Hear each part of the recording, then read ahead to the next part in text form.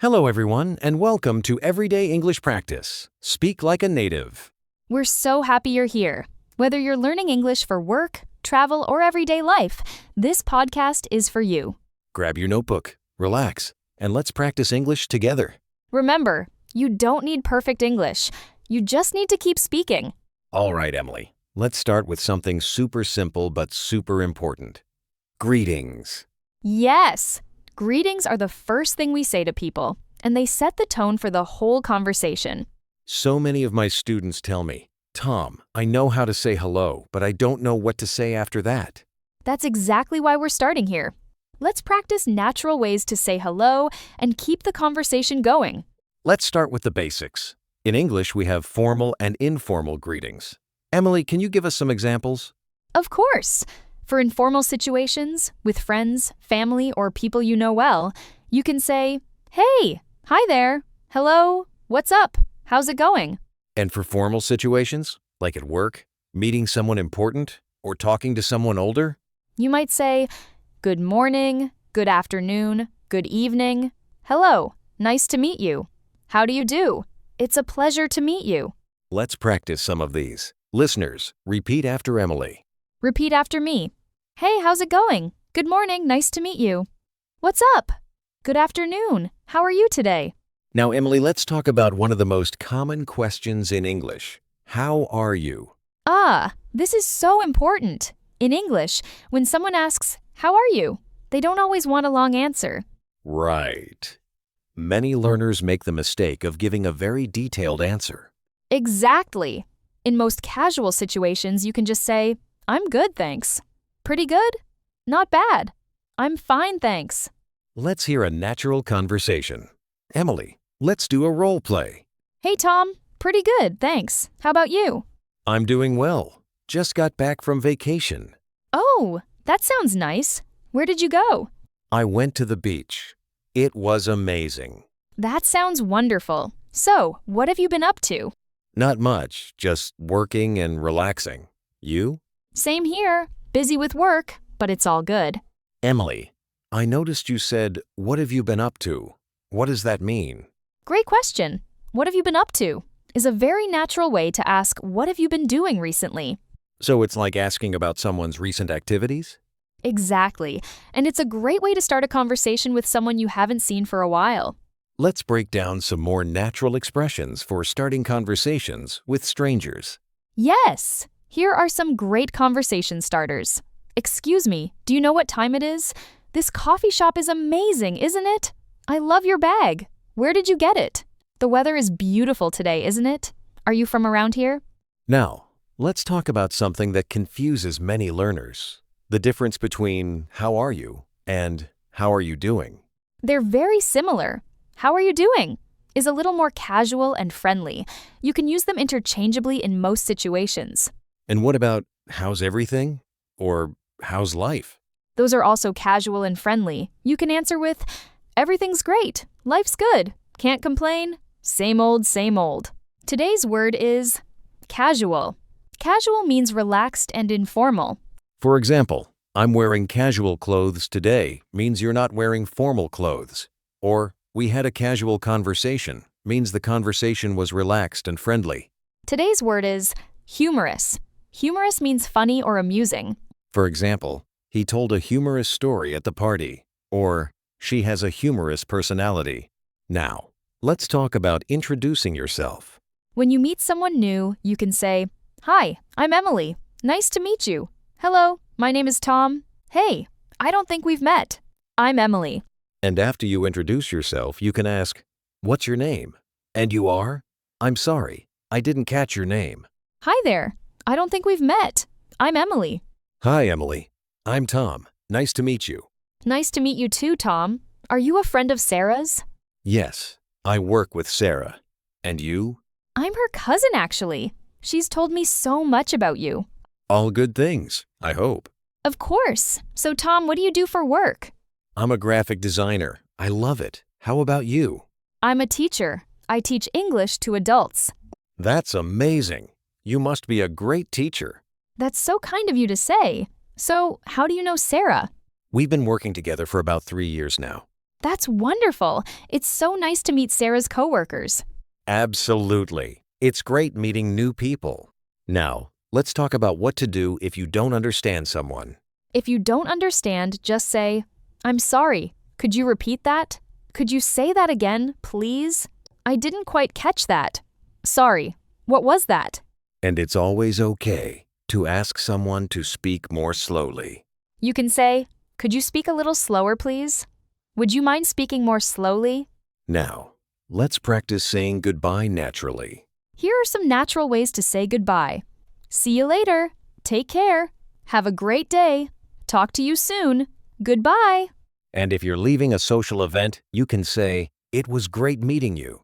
I really enjoyed talking with you. Let's do this again sometime. It was so nice meeting you, Emily. You too, Tom. I really enjoyed chatting with you. Me too. Let's do this again sometime. Absolutely. Take care and have a great day. You too. Bye for now. See you later. Welcome back to Everyday English Practice. Speak like a native. I'm so excited for today's topic. We're going to talk about daily routines. This is one of the most common topics in English conversation. Everyone has a daily routine. Exactly. Whether you're talking to a friend, a colleague, or someone you just met, talking about your daily routine is a great way to connect. So, Emily, let's start with the basics. How do we talk about what we do every day? We usually use the present simple tense to talk about routines. For example, I wake up at 7 a.m. She works from 9 to 5. They have dinner at 8 p.m. And we add time expressions to make it more specific. Yes! Time expressions are very important. In the morning, in the afternoon, at night, every day, on weekends, usually, sometimes, always, never. Now, let's talk about morning routines. Emily, what's your morning routine like? Well, I usually wake up at 6:30 a.m., then I take a shower, get dressed, and have breakfast. What do you usually have for breakfast? I usually have coffee and toast. Sometimes I have cereal if I'm in a hurry. What about you, Tom? I'm more of a night owl, so I wake up at 7:30 a.m. I have a quick breakfast, usually oatmeal, and then I rush to work. So, Emily, tell me about your typical day. Sure. I wake up at 6:30 a.m., take a shower, get ready, have breakfast around 7:30 a.m., then start working at 9 a.m. What do you usually do during your workday? I teach English classes online. I have about 4 or 5 classes a day. I have lunch at 12 p.m. and finish work at 5 p.m. What do you do after work?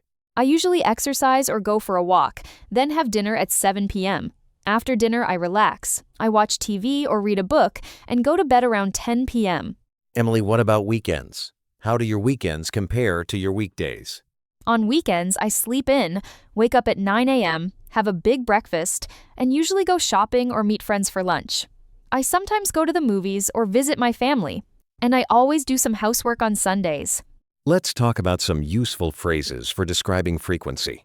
Usually, sometimes, always, and never are great for this. Exactly. For example, I always brush my teeth before bed. I usually have coffee in the morning. I sometimes work on weekends. I never eat breakfast. Today, we're talking about something everyone does, shopping. Shopping can be really confusing in a foreign language, especially when you need to ask prices or talk about money. Let's start with the basics. How do we ask how much something costs? You can say, how much is this? How much does this cost? What's the price of this? How much are these? And remember, if you're asking about one item, say is. How much is this? For multiple items, say are. How much are these? Let's practice these phrases.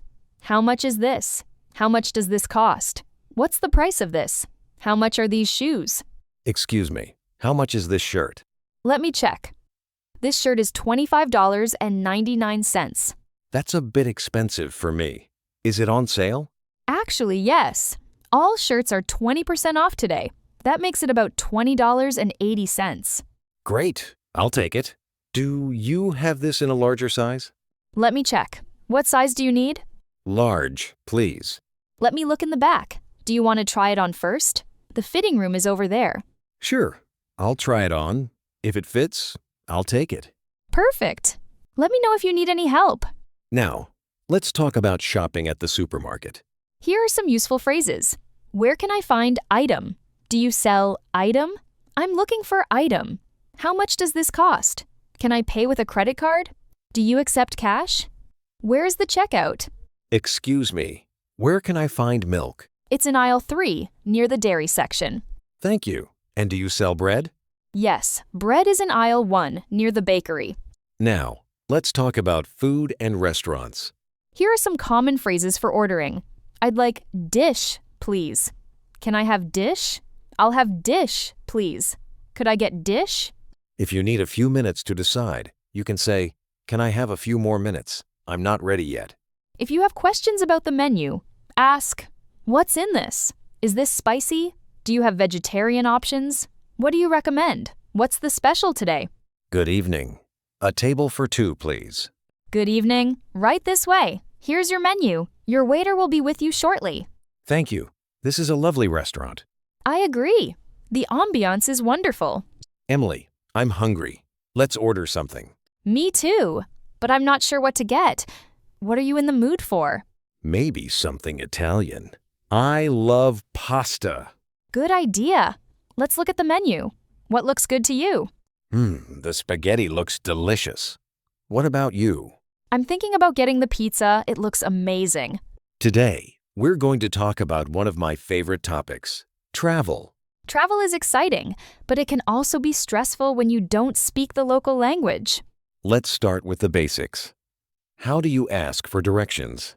Useful phrases are, excuse me, where is place? How do I get to place? Is this the way to place?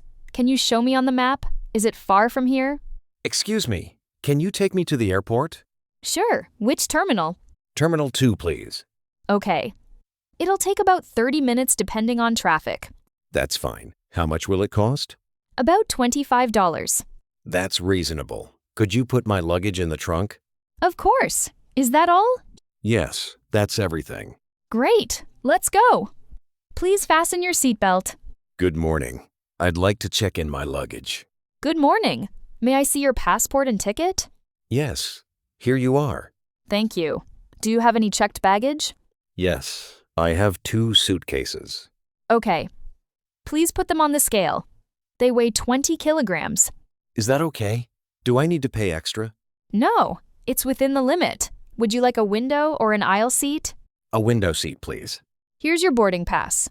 Your flight departs from Gate 15 at 10:30 a.m. Boarding begins at 9:45 a.m. Thank you. Where is the gate? It's in Terminal 3. You can take the shuttle bus from here. Today we're talking about something that can be tricky in any language, making friends and socializing. Meeting new people can be intimidating, but with the right phrases, it becomes much easier. Let's start with how to introduce yourself in a social setting. Here are some ways. Hi, I'm Tom. I don't think we've met. Hello, my name is Emily. Nice to meet you. Hey, I'm Tom. I'm a friend of Sarah's. Hi, I don't think we've met. I'm Tom. Hi, Tom. I'm Emily. Nice to meet you. Nice to meet you too, Emily. Are you a friend of Sarah's? Yes, we work together. How do you know her? We went to university together. So, what do you do? I'm a teacher. I teach English to adults. What about you? I'm a graphic designer. I love it. That sounds interesting. How long have you been doing that? About 5 years now. And you? How long have you been teaching? I've been teaching for about 3 years. That's great. Are you from around here? I'm from California, actually. I moved here 2 years ago. Oh, nice. I've always wanted to visit California. You should. It's a beautiful place. Anyway, it was nice meeting you, Tom. Do you want to hang out sometime? I'd love to. Are you free this weekend? Sure. Let's exchange numbers. I'll text you. Perfect. Here's my number. Let's keep in touch. Absolutely. It was great meeting you. Today, we're talking about work and office English. This is essential for anyone working in an English-speaking environment. Let's start with how to talk about your job. Here are some ways to say what you do. I work as a job title. I'm a job title. I work for company name. I'm in industry, field. My job is to describe responsibilities. Good morning, Emily. How's it going? Good morning, Tom. I'm doing well, thanks. How about you? I'm fine, but I'm really busy today. I'm working on a big project. Oh, what project is that? I'm designing a new website for one of our clients. It's due on Friday. That sounds interesting. Do you need any help? Actually, yes. Could you review the design when I'm done? I'd love some feedback. Of course. Just send it to me by email. Great, thanks. Oh, and can we schedule a meeting for tomorrow? I need to discuss some details with you. Let me check my calendar. I'm free at 10 a.m. Today we're talking about something very important: health and emergencies. You never know when you might need these phrases. Let's start with how to describe symptoms to a doctor. Here are some common ways to say how you feel. I have a headache. I have a fever. I have a stomachache. I feel sick. I feel dizzy. I have a cough. I can't breathe properly. I have a rash. Good morning, Dr. Emily. Good morning, Tom. Please, take a seat. What seems to be the problem today? I've had a bad headache for 2 days. I also have a fever. Let me take your temperature. You have a slight fever. How is your appetite? I haven't been eating much. I feel a bit dizzy, too. Do you have any allergies? No, I don't have any allergies. I'm going to prescribe some medicine for you. It's a painkiller. You should take it twice a day. Okay. Should I stay home from work? Yes, I'd recommend resting for a couple of days. Drink plenty of fluids and get lots of sleep. Hello. Is this 911? I need an ambulance. Yes, this is 911. Please stay calm. Where are you? I'm at the corner of Main Street and Oak Avenue. What's the emergency? There's been an accident. A car hit a pedestrian. Is the person conscious? Yes, but they're hurt. Please send an ambulance quickly. An ambulance is on its way.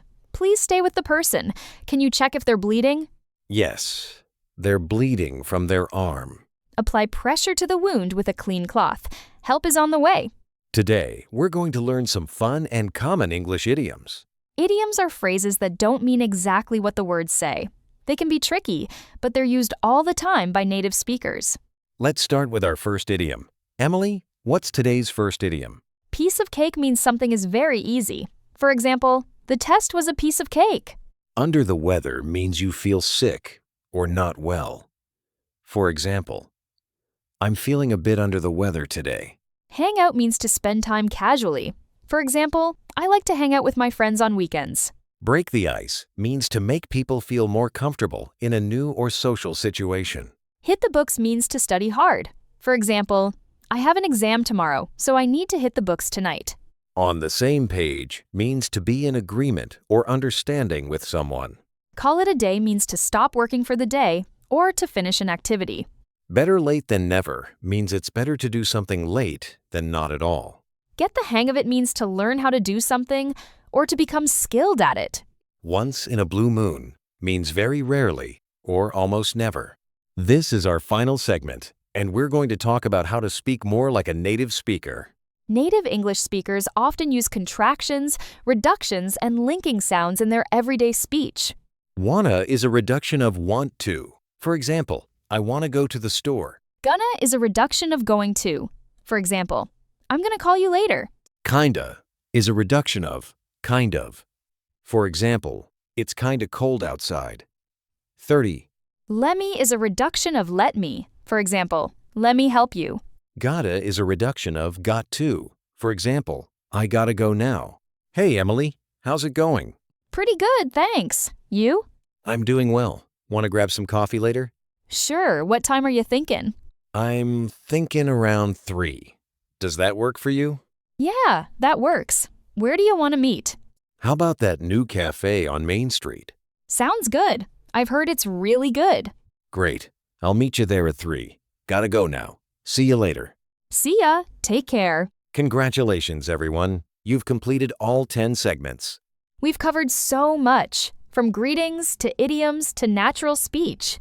Remember, fluency doesn't happen overnight. It takes time and practice. Every small step makes your English stronger. Keep practicing, keep speaking, and keep believing in yourself.